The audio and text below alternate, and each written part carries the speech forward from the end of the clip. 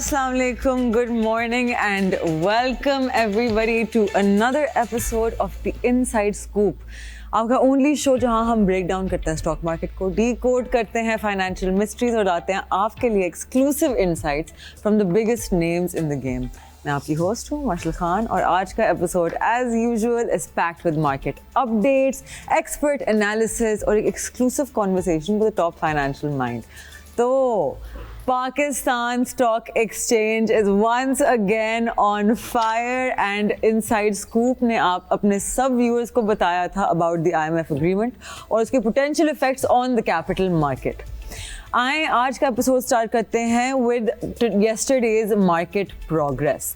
यहाँ आपको चार्ट नज़र आ रही होगी. येस्टरडे मतलब ऑन मंडे मार्केट ने not on Monday, on Tuesday market ने पॉजिटिव क्लोजिंग दी. KSE 100 इंडेक्स ने दोबारा एक पॉजिटिव क्लोजिंग दी, adding 800 points to the index. अब आपको मेरी दूसरी चार्ट नज़र आ रही होगी which is talking about weighted index. So essentially to understand कि KSE index जो एक benchmark index है पाकिस्तान स्टॉक एक्सचेंज का, कि वो ऊपर नीचे कैसे जाता है, we need to understand कि ये index है weighted index. मतलब कि कुछ stocks का ज़्यादा weightage है जो उनसे attached है दूसरे stocks के comparison में. Similarly आपके ENPs, आपके OMCs, fertilizer companies, cements, ये heavy weighted stocks हैं. जब यहाँ selling होती है companies में, for example अब चार्ट पे आपको मारी नजर आ रहा होगा, बारी की वजह से it fell 2.9% yesterday, so day before yesterday, so because of that the index lost 154 points. On the other hand FFC went up only by 1%, फिर भी उसने 165 पॉइंट ऐड किए टू द इंडेक्स. तो ये था पिछला दिन का मार्केट ओवरव्यू. कोई भी मार्केट ओवरव्यू कंप्लीट नहीं है without looking at a technical chart of the KSE 100 index. Technical candlestick graph basically सारी की सारी न्यूमेरिकल इंफॉर्मेशन और स्टैटिस्टिक्स को एक इजी लैंग्वेज में एक्सप्लेन करता है. फिर उस कैंडलस्टिक चार्ट पे आप प्लेस करते हैं indicators which are made through essentially complex mathematical formulas, और वो फार्मूलाज एक्सप्लेन करते हैं बाकी चीज़ें हमें, they further explain things to us. तो आज का लेसन हमारा KSE 100 इंडेक्स के टेक्निकल चार्ट्स पे होगा. जैसे मैं एक्सप्लेन करती हूँ मार्केट मूवमेंट आपको, मैं आपको ये भी एक्सप्लेन करती रहूँगी कि सबका मतलब क्या है. Okay, so over here you can see आपकी बेसिक चार्ट. सबसे पहले आपको ग्रीन और रेड कैंडल्स नज़र आ रही होंगी. हमारे प्रीवियस एपिसोड्स में हमने आपको सिखाया कि कैंडल स्टिक्स को किस तरह से पढ़ रहे होते हैं. कि आप देख सकते हैं कि मार्केट ने रेजिस्टेंस लेवल्स यहाँ क्रॉस कर दी हैं, और रेजिस्टेंस होती है एज वी स्पोकन अबाउट जहाँ सप्लाई जोन होती है, मतलब के sellers. Support zone demand zone होती है जहाँ हमारे पास होते हैं बायर्स. हमेशा नोट कीजिएगा कि एक दफ़ा रेजिस्टेंस लेवल क्रॉस हो जाता है वो इमीडिएटली अगली सपोर्ट बन जाती है. इन सब को आप तक पहुंचाने के लिए we've done a lot of hard work to get this to you. So yesterday was the market went up 800 points. We can see कि एक नई resistance level of 117,200 points has been reached. उसके बाद selling pressure आया, due to which हमने थोड़ा सा below closing दी. Candlestick formation might suggest कि ये थोड़ी बहुत profit taking might come in the coming days. Again ये एक buying या selling call नहीं है, अपनी खुद research कीजिएगा and then decide how you want to invest. मैं सिर्फ आपको बता रही हूँ कि candlestick formations का मतलब क्या होता है. Now, if we look at another chart to my left, you can see a purple line जिसको हम बोलते हैं RSI, Relative Strength Index. ये एक technical indicator है जो measure करता है the speed and the change of price movements. ये commonly use होता है technical analysis में ये determine करने के लिए या किसी भी actually asset class में कि क्या वो overbought है या oversold है. ओवरबॉट जोन का में आप मतलब है कि आपको बेचना चाहिए क्योंकि प्रॉफिट टेकिंग उसको नीचे लाएगी, और ओवरसोल्ड का मतलब है कि यहाँ से आपको ख़रीदना चाहिए क्योंकि अब वो बहुत चीप चल रहा है और डिमांड इंक्रीज़ होगी जिसकी वजह से प्राइसेस इंक्रीज़ होंगी उस स्टॉक या उस एसेट क्लास की. ऑफ कोर्स आप सिर्फ RSI को इंडिविजुअली नहीं यूज़ कर सकते, आपको उसको इन कंजक्शन विद बाकी इंडिकेटर्स यूज़ करना होता है. However, एक चीज़ टू नोट इज़ के index is bullish on the news of IMF and circular debt repayment, which is currently being scheduled by taking a loan from commercial banks. सबसे बड़े beneficiaries of this are going to be PSO, OGDCL, PPL. ये तीन companies, again not a buy or a sell call. Now coming to it, another segment of our show. I want to remind you guys कि मैंने आप लोगों से बताया था कि please look into VPS. VPS is a volunteer pension scheme. पहले आप लोगों को of course आपकी companies offer करती हैं regular pension schemes, right? The way VPS works is कि आपका एक trustee होता है who is assigned the responsibility कि वो एक organized और responsible तरीके में अपने employees के पैसों को manage करें without making them face much loss. Trustees के पास ये भी पावर होती है कि वो 30% एक्सपोजर ले सकें इन equities, but they don't. However, VPS में आप बिल्कुल अपना कस्टमाइज चूज कर सकते हैं. वैसे भी pension schemes have a lockup period of 20-25 years. तो जब आपने वैसे ही अपने पैसे उसमें डालने तो why not form a VPS, contact your HR, उनको बताएं कि आपने अपना VPS खोल लिया है and you want कि वो अपनी पेंशन स्कीम में से आपकी अपनी VPS में ट्रांसफ़र करें अमाउंट. वहाँ आप अपने एक्सपोजर के मुताबिक आप अपनी इक्विटी एक्सपोजर ले सकते हैं, फिक्स्ड इनकम एक्सपोजर ले सकते हैं, मनी मार्केट एक्सपोजर ले सकते हैं and you can make a custom VPS for yourself. VPS can be used for कि अगर आपने हायर स्टडीज़ करनी है इन द फ्यूचर, अगर आपने अपने बच्चों को बाहर भेजना है फॉर पढ़ाई, अगर आपने अपने अम्मी अबू की रिटायरमेंट के लिए सेविंग करनी है, अगर आपने अपने मेडिकल के लिए चीज़ें सेव करनी है in just to be on the safe side for the future. अगर आपने कुछ बाइंग करनी है maybe once you are lot older for a house और समथिंग लाइक दैट, तो ये सारी वो चीज़ें हैं which can really really help you get toward that. इनके लॉकअप पीरियड होता है, ऊपर से वहाँ कॉम्पाउंडिंग इफेक्ट होता है and it can really help you कि आप अपनी जो सेविंग्स हैं उनके ऊपर you keep gaining a financial advantage. ऊपर से आपका एक टैक्स एडवांटेज होता है विच इज़ अप टू 20% अगर आपने हर साल अपना 20% इनकम टोटल इन्वेस्ट किया इन VPS. अब हमारे साथ एक बहुत स्पेशल गेस्ट होंगे, लेकिन उससे पहले हम एक छोटी सी ब्रेक लेते हैं. Stay with us. आप देख रहे हैं the inside scoop and I am Mashal Khan.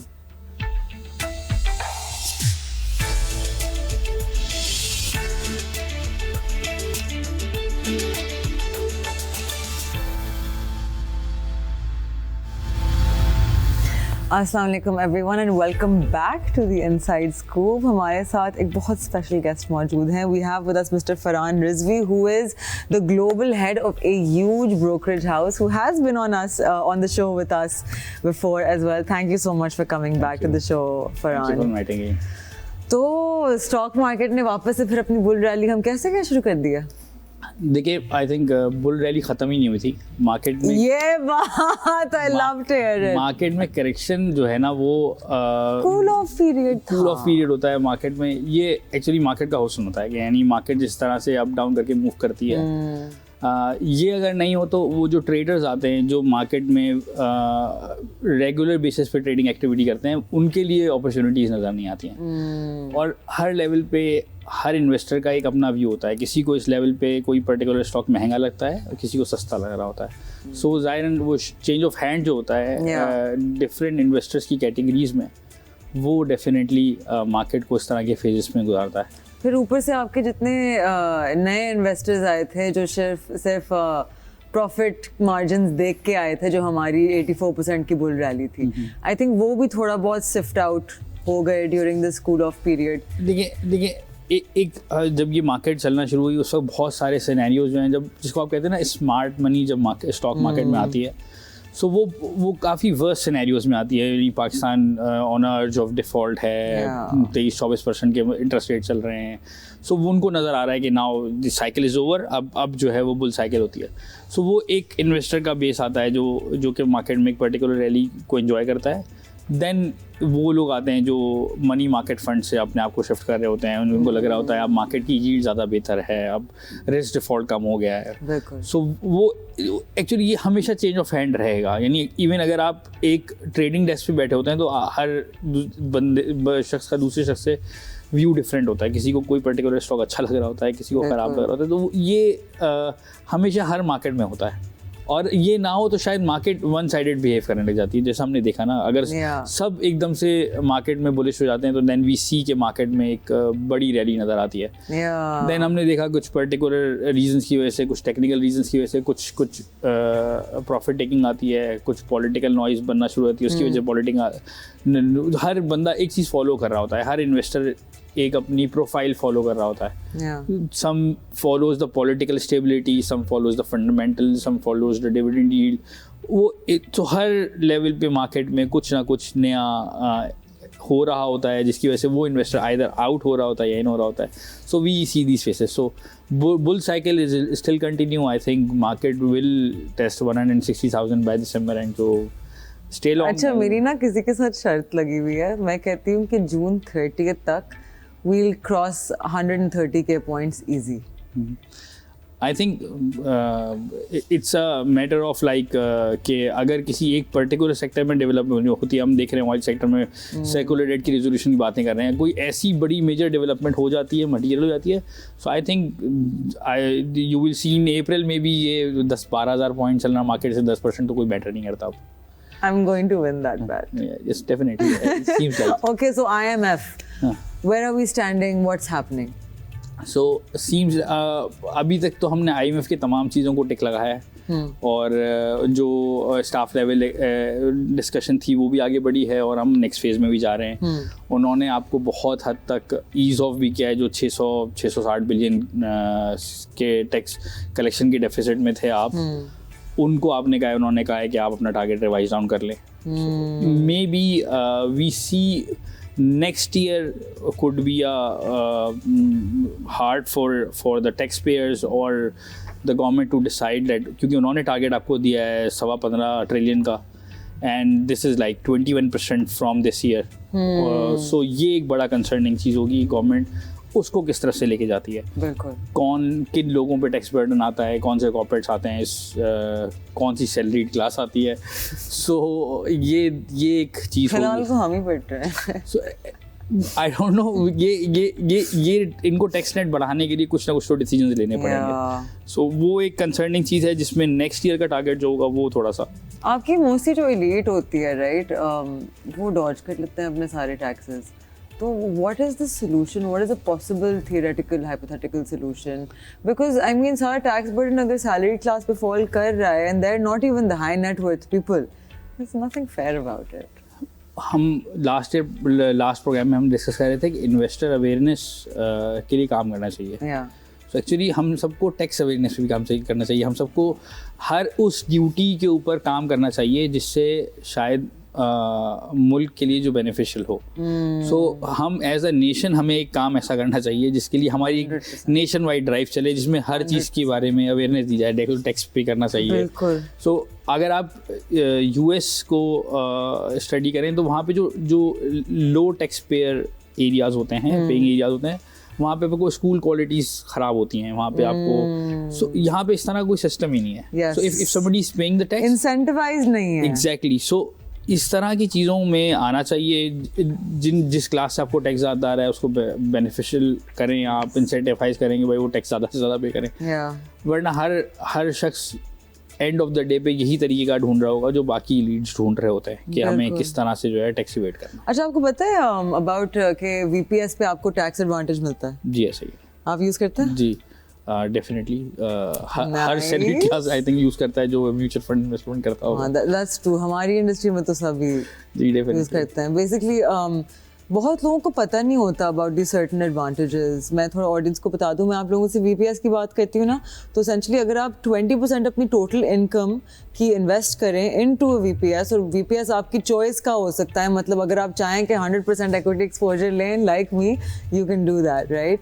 तो फिर आपको 20% का टैक्स एडवांटेज मिलता है. मतलब कि अगर for example someone who earn 7 million rupees total in the year, उनका टैक्स बनता है 17,15,000 रुपये. तो the tax saving you do on that, आपको जो एडवांटेज मिलती है वो 343,000 रुपीज़ की. Exactly yes. Which is your saving I believe something around 4.9% of your total income.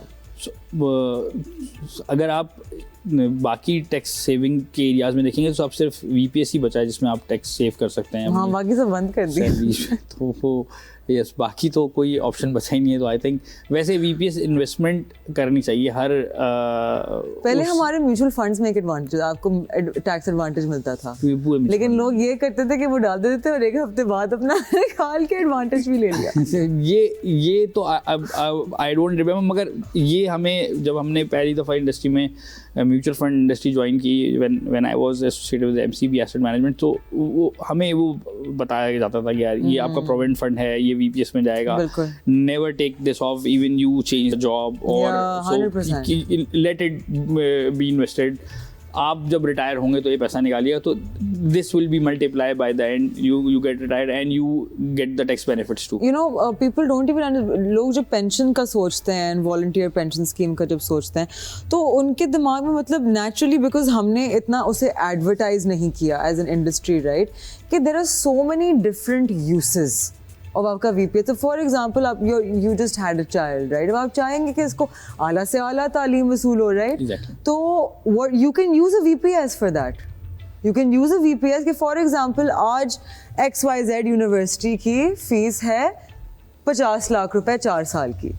अब 20 साल बाद वो 50 लाख रुपए नहीं होगी, वो कोई 2, 2.5, 3 करोड़ रुपए की होगी, लेकिन अभी आपने हर महीने 50,000 लाख रुपए डालते एक्चुअली आप उसको भेज भी देंगे और आप खुद भी चिल कर रहे होंगे इस बीपीएस की अमाउंट से। इन्वेस्टमेंट हैबिट जो है वो एज अ नेशन हमारे पास जो है वो थोड़ी सी कह लें कि ये चीज़ है नहीं। हम अपनी फैमिलीज़ में देखते हैं तो हमारे जो ग्रैंड पेरेंट्स होते थे वो कहते थे कि बेटा अगर आप 1 रुपये कमाते हैं तो आपको 25 पैसे खर्च करने चाहिए, 25 पैसे इन्वेस्ट यानी सेव करने चाहिए, बाकी इस पे खर्च करने चाहिए। वो एक उनकी एक थ्योरी होती थी। ये थ्योरी आहिस्ता बिल्कुल ऑफ होती जा रही है। वी ड्रॉ सैलरी जब 25,000 रुपये करते हैं जब भी पूरे खर्च करते हैं, जब 25 लाख रुपये करते हैं जब भी पूरे खर्च कर देते हैं। तो सेविंग हैबिट्स जो है हमारी एज अ नेशन बहुत लिमिटेड लोगों में रहेगा। ये परसेंटेज बहुत छोटी है। जैसे हम बात करते हैं ना स्टॉक मार्केट की, एसेट क्लास की, जिसमें परसेंटेज हम देखते हैं हमेशा एक 0.14% of the total population stock market में पैसे लगाती है। सो बिकॉज उनको अवेयरनेस नहीं है कि वो जो इंश्योरेंस की पॉलिसी ख़रीद रहे हैं वो इंश्योरेंस भी किसी मनी मार्केट में या किसी एक्विटी साइट पे इन्वेस्ट करके ही आपको रिटर्न बना के दे रही है।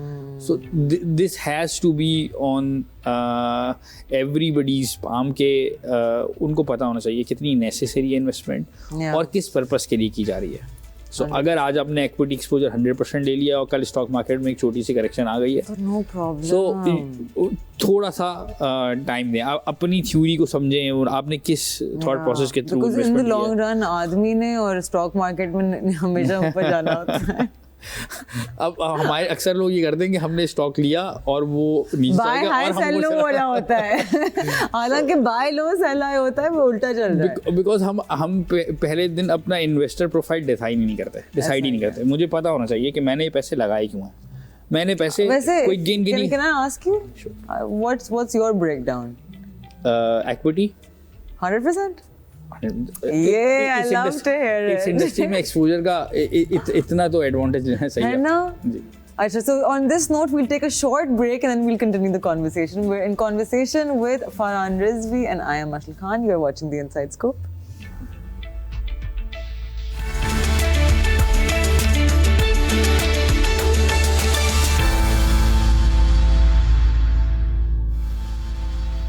Welcome back. आप देख रहे हैं The Inside Scoop and we are in conversation with Mr. Farhan Rizvi. जी, तो हम बात कर रहे थे कि हमारा कल्चर ही नहीं है, इसमें हमारी गलती तो है ना कहीं पूरी इंडस्ट्री की, as in finance industry, just to make that clear. As a nation ये सबकी गलती है जो स्टॉक मार्केट में काम करते हैं, या even if somebody is working in a mutual fund, so उसको क्या आपकी पूरी कंपनी म्यूचुअल फंड में इन्वेस्टमेंट करती है? No. But you know how shocked I am to hear this. Since I've entered the finance world, right? हमारी मुलाकात होती रहती है with people with similar interest working in the similar area. I tell you, I am shocked when I see कि इतने लोग जो equities में काम करते हैं वो पता क्या बातें कर रहे होते हैं, यार सुना है अभी गोल्ड बड़ी अच्छी इन्वेस्टमेंट है, और मैं बोल रही हूँ थी एक second, How you work in equities? आपका काम है making people money, but somehow उनकी risk appetite ही नहीं है। बोलते नहीं बहुत volatile है। I'm like, गोल्ड नहीं है volatile, So नहीं, उनको लगता है बिकॉज वो एक परसेप्शन बनी हुई है ना, गोल्ड की वॉलेटिलिटी हजम है. You get my point. ऊपर से बेचारा पीएमएक्स का तो नाम ही नहीं सुना किसी ने. नहीं, क्योंकि हमने इसको एज अ इंडस्ट्री भी डेवलप नहीं किया. यानी हमने एज अ इंडस्ट्री ज्वाइन किया तो अब हमें पहले दिन से एक खौफ होता था कि यार अब यहाँ पे हमने ज्वाइन किया है, कल को मार्केट क्रैश होगी, सो हम सब की नौकरियाँ चली जाएंगी, चीज़ें ख़राब हो जाएंगी. तो when I joined JS Group, जो सबसे बेस्ट चीज़ थी इस ग्रुप की वो ये थी कि they never fire people in the market was worse. They just move people around. No, so I met a people sitting on in my back office, in my front desk. They were working with them with like 30 years, 32 years.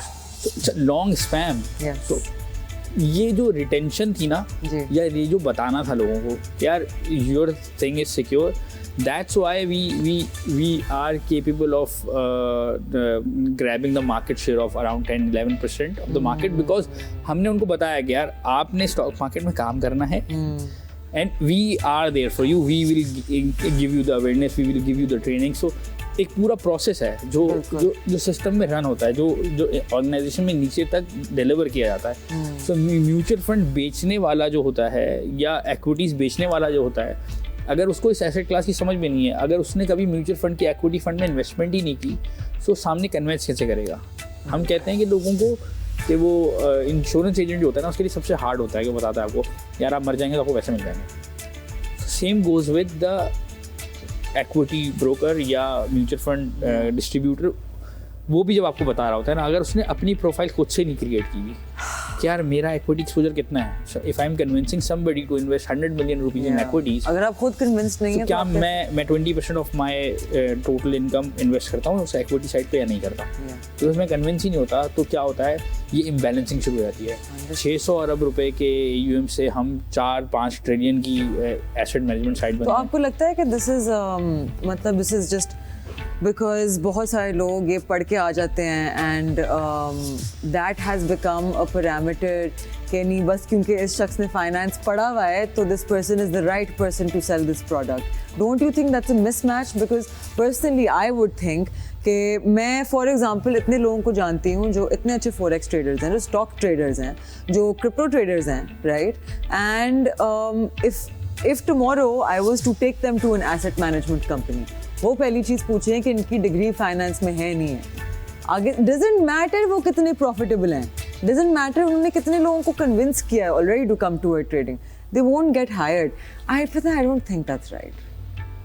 ये हमारा एक typical इस education system का problem है कि जब आप when you born तो आपको बताया जाता है कि नहीं बेटा आपने तो यहाँ से ग्रेजुएशन करनी है, यहाँ पे नौकरी करनी है, एंड देन आपको वही प्रोसेस जो एक नॉर्मल इंसान का होता है, तो उसको आउटलायर बनाने की कोशिश ही नहीं की जाती.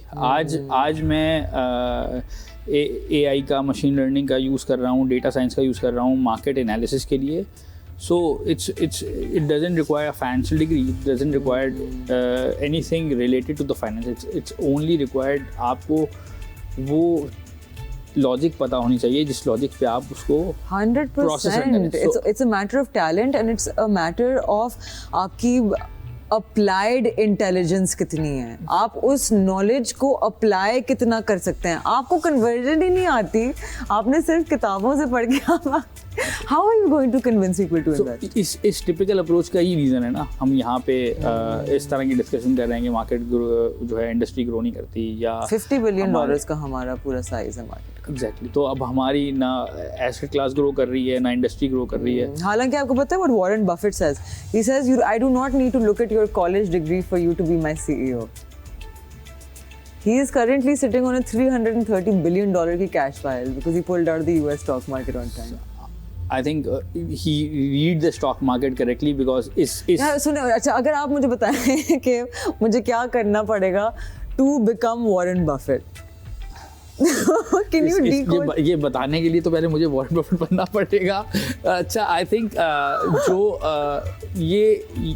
जो अगर आपने US की इकोनॉमी को थोड़ा सा स्टडी किया हो, 100%. सो ये तो इस पूरी जनरेशन ने इतने बड़े इंटरेस्ट रेट नहीं देखे हैं. यानी 7-8% का इंटरेस्ट रेट तो इस पूरी जनरेशन नहीं देगा. हम तो देखते हैं ना कभी 7% का इंटरेस्ट रेट हुआ था किसी ज़माने में, वाओ. तो ये तो उनकी पूरी जनरेशन देखिए US is kind of system जहाँ पे बहुत ज़्यादा लीवरेज अवेलेबिलिटी है। आप That's how they trap you. So you are born with $100,000 debt. So you pass your community college, you had your degree, आपके पास लोन है। Then you start doing effort because वहाँ पे आपने अपने आप को अलग से ही बड़ा करना है। Then separately आपने अपने आप को grow करना है। So you start taking loans. So वहाँ पर सबसे बड़ा कैच ये है कि अब बहुत बड़ी लैंड ऑफ अपॉर्चुनिटी है, but with 4-5-6% of the people, because they don't know how to deal with the such liquidity जो उनको अवेलेबल कर दी गई है। और मैं आपको बताऊं, debt actually is such a great thing अगर आप सही से डेट को इस्तेमाल करें, right? Because debt you receive at a fixed rate. For example, I was speaking to people at my office today. मैं तो पूरा दिन ही मेरे मैं यही ब्रेनस्टॉर्म कर रही होती हूँ कि पैसे बनाने के क्रिएटिव तरीके ढूंढो, राइट? तो we all having a discussion and बहुत लोगों की ना, जब वो कार फाइनेंसिंग करते हैं तो उनके दिमाग में होता है कि जल्द अज जल्द आप ये लोन उतारें अपने ऊपर से। Don't do that. For example, being in a corporation, आपको in exchange for your loyalty आपको एक कम रेट इंटरेस्ट रेट पे आपको लोन मिलती है, राइट? फॉर एग्जाम्पल, आपको 6% पे मिल रही है और आपकी रियल इन्फ्लेशन रेट उस साल की, फॉर एग्जाम्पल हमारी ले लें बिटवीन 7 to 9%, राइट? तो हमारी कोर इन्फ्लेशन जो है, तो ऑलरेडी एक साल बाद, once my 1 year out of 7 years of a loan is complete, तो सेकेंड ईयर में I am already paying less because of time value of money. लेकिन लोगों के दिमाग में तो ओ नो, लोन, डेट उतारो। आई वुड से कि आप लोन निकालें, लोन को इन्वेस्ट कर दें और इन्वेस्टमेंट के थ्रू पे ऑफ करते रहें। अच्छा, वो क्या करते हैं कि उनके पास जो कैश होता है वो एक ऐसे इंस्ट्रूमेंट में डाल देते हैं जो आपकी वाली बात कि इन्फ्लेशन से लेस रिटर्न करती है। So they ended up buying some kind of a product जो मनी मार्केट साइड पे होती है, जो आपको एक्चुअली इंटरेस्ट रेट जो इन्फ्लेशन होता है उससे कम देती है। तो आपकी पैसे 10 साल 20 साल बाद आपको लग रहा होता है वो 10% से पाइल अप हो के इतने हो गए हैं, बट एक्चुअली अगर आप वो इन्फ्लेशन को देखते हैं तो वो 50,000 के 50,000 रुपये। यस, 100%। सो 10 साल बाद हो या 5 साल बाद हो। सो ये इसीलिए हमारी आप म्यूचुअल फंड इंडस्ट्री को अगर आप स्टडी करें तो एक ह्यूज गैप आ गया है एक्विटी फंड साइज में।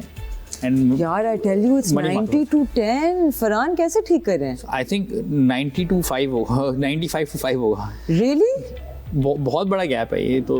This is too much। 4.5 trillion का साइज हो गया है। नहीं, मुझे ये बताएं फिक्स्ड इनकम इतना पॉपुलर क्यों है?